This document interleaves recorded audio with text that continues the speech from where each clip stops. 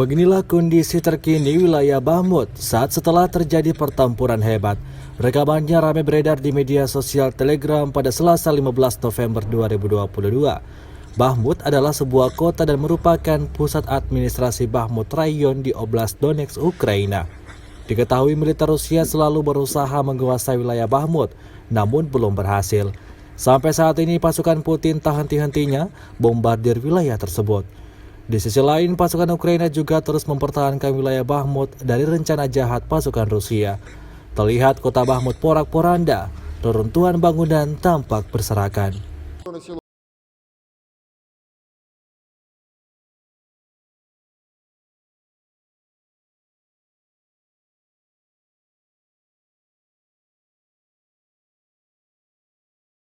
Подразделения на отдельных позициях.